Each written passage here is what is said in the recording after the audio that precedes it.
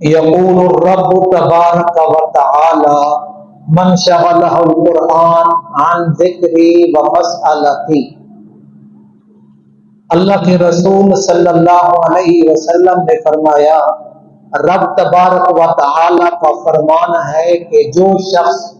قرآن پاک کی مشغولیت کی وجہ سے زیادہ ذکر اذکار اور دعائیں نہیں مانگ سکتا، دعائیں مانگنے کی فرصت نہیں ملتی، آتیتہ افضل مما اعطی السائلین، تو اللہ تعالیٰ اس شخص کو سب مانگنے والوں سے زیادہ عطا کرتا ہے۔ فضل کلام اللہ تعالی علی سائر الکلام کفضلی علی خلقی، اللہ تعالیٰ کے کلام کو تمام کلاموں پر ایسی فضیلت ہے جیسے خود اللہ تعالیٰ کو اپنی تمام مخلوقات پر فضیلت ہے۔ آقا صلی اللہ علیہ وسلم نے اپنے معبود کا اللہ تعالیٰ کا جو تعارف کرایا تو یوں فرمایا، یقول الرب، رب کہتا ہے، رب کی صفت ربوبیت کی عظمت کا اندازہ اس بات سے لگائیں، اللہ تبارک و تعالیٰ نے عالم ارواح میں جب ساری مخلوقات کو ایک شکل میں جمع کیا، اس وقت پوچھا الست بربکم، کیا میں تمہارا رب نہیں ہوں؟ الست باللہ ہو سکتا تھا، الست بالرحمن ہو سکتا تھا، الست بالرحیم ہو سکتا تھا، اللہ تعالیٰ کے صفاتی نام بے شمار ہے، لیکن یہاں فرمایا الست بربکم، کیا میں تمہارا رب نہیں ہوں؟ یہ اندازہ لگا رب کی صفت کا، ربوبیت میں۔ اور قرآن مجید شروع ہوتا ہے تو الحمدللہ رب العالمین، قرآن مجید شروع ہوتا ہے تو اپنے رب کی ربوبیت والی صفت کا تذکرہ کرتا ہے،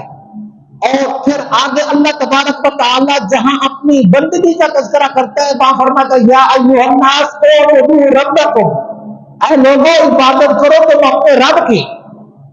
اور پھر جب اللہ تبارک و تعالی نے اپنی قدرت کا خاص کرشمہ دکھاتا ہے، اللہ تبارک و تعالی ابو البشر کو اپنے دست قدرت سے پیدا کرنے کا ارادہ فرماتا ہے، جب اس کا تذکرہ فرشتوں کے سامنے کرتا ہے تو اس کو قرآن یوں بیان کرتا ہے وَإِذْ قَالَ رَبُّكَ لِلْمَلَائِكَةِ، اس وقت کو یاد کرو جب تیرے رب نے کہا فرشتوں کو انی جاعل فی الارض خلیفہ، میں زمین میں اپنا خلیفہ بنانا چاہتا ہوں۔ قرآن مجید شروع ہوتا ہے تو الحمدللہ رب العالمین، قرآن مجید کا اختتام ہوتا ہے، مکمل ہوتا ہے تو قل اعوذ برب الفلق، قل اعوذ برب الناس۔ یہ ربوبیت کا تذکرہ کیا۔ رب کہتے ہیں پالنے والے کو، انشاء الشیء حالا فحالا الی حد الکمال، کسی چیز کو آہستہ آہستہ، step by step, slowly slowly کسی چیز کو پال کر کمال حد تک پہنچانا۔ یہ ربوبیت کی صفت کی سمجھ آنی چاہیے، جس کا عام فہم معنی یہ ہے روزی رساں کون ہے، پالنے والا کون ہے، رزق اس کے ذمہ ہے، پالنے والا وہ ہے۔ اور آگے فرمایا جو شغلہ القرآن،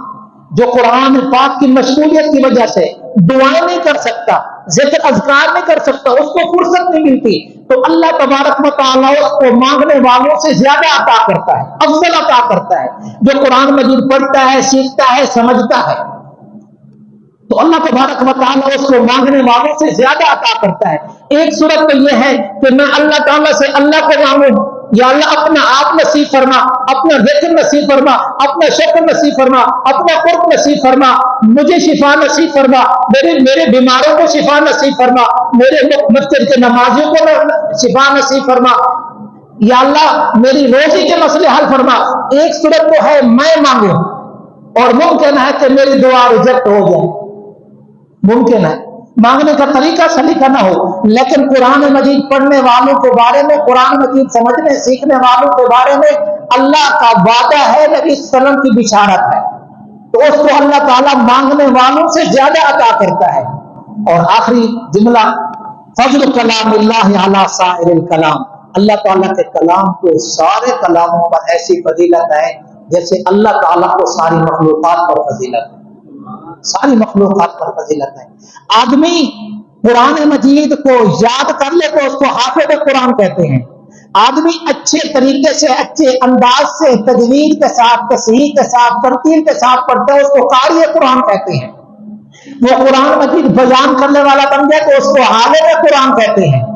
وہ اس پر عمل کرنے والا بن جائے تو اس کو ولی کہتے ہیں۔ تو یہ قرآن مجید کے ساتھ جتنی نسبتیں جڑتی چلی جاتی ہیں اتنا اس کے تعلق اللہ تبارک و تعالیٰ سے بڑھتا چلا جاتا ہے۔ تو قرآن مجید سیکھنے کی بات ہے، سمجھنے کی چیز ہے۔ اللہ تبارک و تعالیٰ ہمیں صحیح طور پر قرآن مجید سیکھنے، سمجھنے، عمل کرنے اور آگے دوسروں تک پہنچانے کی توفیق عطا فرمائے۔